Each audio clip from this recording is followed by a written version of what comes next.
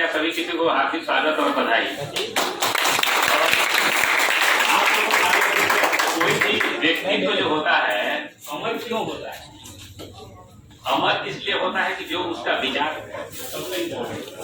आदमी तो जैसे जन्म लेता है, सब दिन निश्चित है कि एक न एक मृत्यु होने की निश्चित है, लेकिन वह जो उसका विचार है उसी विचार के चलते हमेशा के लिए वह अमर हो जाता है। उसी में एक हमारे स्वामी विवेकानंद जी सही में सुन लेंगे पीछे का भी, जो भी इम्पोर्टेंट है जो उनका विचार है उसको सबसे इम्पोर्टेंट है।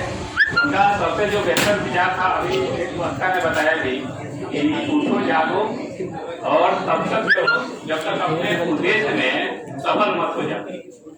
एक उद्देश्य ये भी है कि उसमें उन्होंने सबसे बड़ी अच्छी चीज बताई थी कि जो भी चीज है जहाँ बेहतर है उसको देख कर सीखना है। जो भी जहाँ चीज बेहतर है उसको देख के सीखना है, लेकिन जो बेहतर चीज देखना है उसको जो आत्मसात करने का तरीका होगा वो हमारा अपना पर्सनल होगा।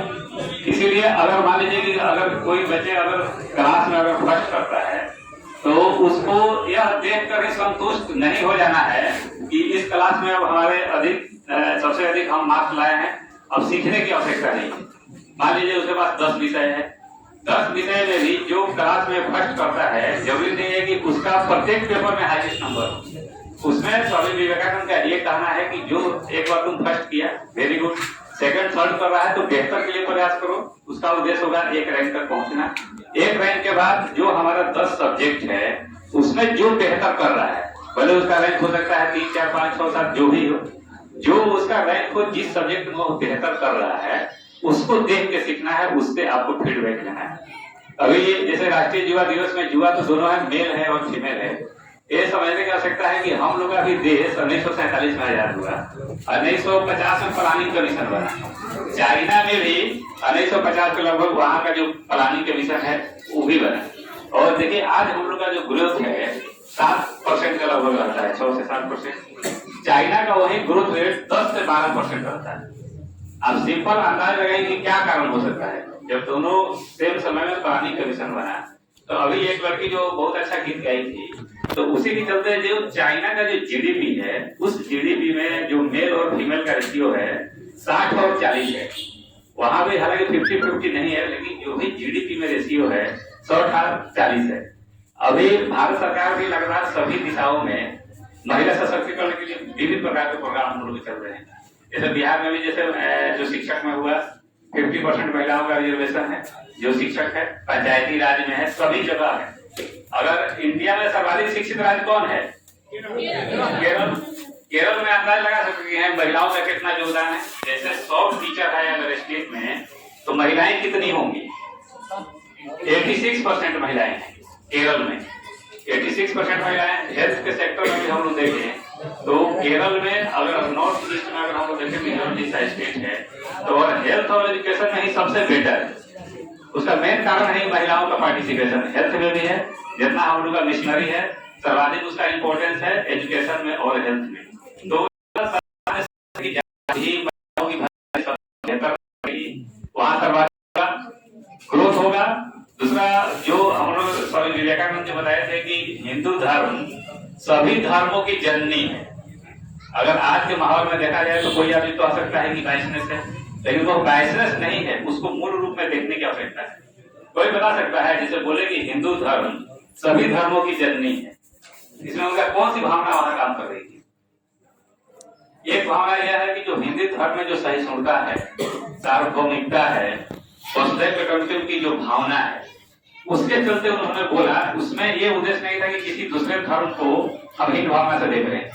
उसमें जो हिंदू धर्म की हमारी सनातन परंपरा है और जो सार्वभौमिकता है उसके चलते उन्होंने बोला कि सभी धर्मों की जननी है।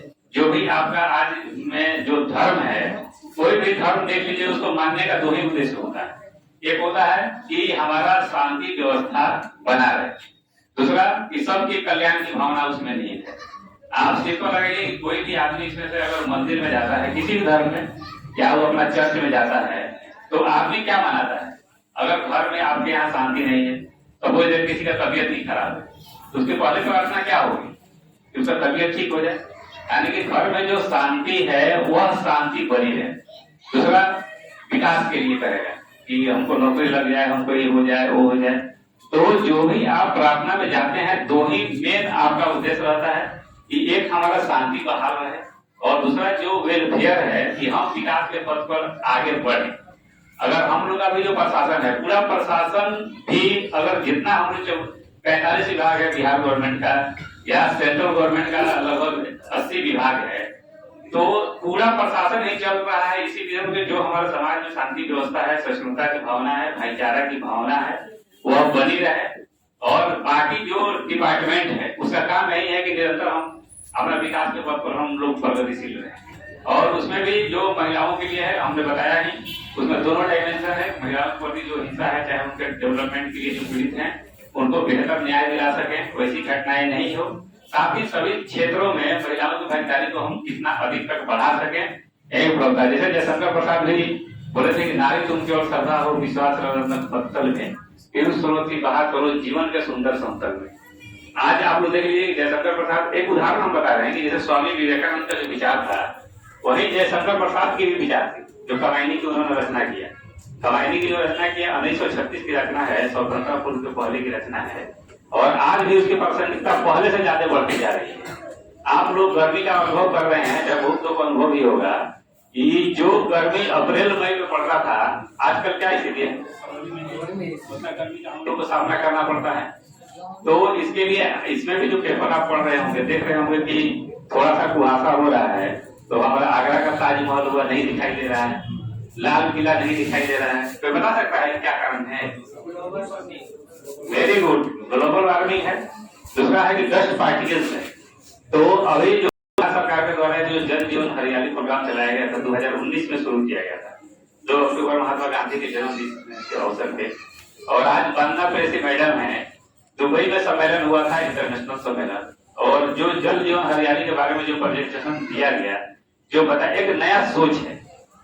तो बिहार अन्य लेवल में भी बहुत पहले से, अब तो लगता है हम लोग प्रोग्रेस कर रहे हैं सभी क्षेत्र में भी, लेकिन दिमाग में यह रखने की आवश्यकता है कि जो हम जहां भी जिस स्टेटस में रहे हैं, एक स्टेप बेहतर के लिए सोचे। और वही युवा का पहले जो हम लोग का था कि केवल पढ़ना है, रोजगार है तो गवर्नमेंट जॉब ही होगा, और पैदल उससे बेहतर रोजगार 2014 में भारत सरकार की मंत्रालय युवा कौशल के लिए, जैसे उसका उद्देश्य है कि केवल हम किताबी ज्ञान ही नहीं लें, पैदल ही अपना किताबी ज्ञान के साथ जितना जब तक हमारा स्किल पर्सनल डेवलप नहीं होगा, पूरा ग्लोबलाइजेशन का युग है, इंटरनेशनल लेवल पे कोई कहीं जा सकता है, रोजगार के लिए कुछ भी कर सकता है। तो युवा कौशल डेवलपमेंट के लिए अलग से स्किल डेवलपमेंट हम लोग को प्रोग्राम चलाया गया। पहले इसमें भी गाँव देहात के बच्चे होंगे, पहले मेडिकल की पढ़ाई और इंजीनियरिंग की पढ़ाई, आपके पास बहुत ज्यादा टैलेंट है, लेकिन कोई भी गार्जियन हिम्मत इसलिए नहीं करता था कि करने के बाद भी जो उसका कॉस्ट है उसका वहन हम नहीं कर सके। आज तो ये गवर्नमेंट फैसिलिटी प्रोवाइड करा रही है कि अगर लड़का के पास अगर टैलेंट है, कंपटीशन से अगर मेडिकल इंजीनियरिंग जो भी निकाल दिया, तो बहुत सारा बैंक आपको लोन देने के लिए तैयार रहेगा। 4 साल तक 5 साल तक विदाउट लोन है, उसके बाद भी इंटरेस्ट जो है उसके बाद उसका सॉफ्ट लोन। इसलिए हम लोग का रिक्वेस्ट यही होगा कि जहाँ रहना है बेहतर देख के सीखना है, जो भी क्षेत्र हो, और गवर्नमेंट भी उसी तरह सेंट्रल गवर्नमेंट, स्टेट गवर्नमेंट जो है प्रो है युवाओं के प्रति। युवा ही देश का भविष्य है, लेकिन उस युवाओं को स्किल जब तक नहीं होगा, मान लीजिए कि युवा है और लगता है सभी कोई अनस्किल है, कोई स्किल ही नहीं हो, क्या कर सकता है? इसलिए पैरेलली जो गवर्नमेंट का है कि युवा को स्किल को भी हम लगातार डेवलप हम लोग करते रहेंगे, और उसी तरह पैरेलली हम लोग समाज को भी जो हमारी सनातन परंपरा है, विवेकानंद के विचार है, उसको हम लोग लगातार आगे बढ़ाते हैं। धन्यवाद।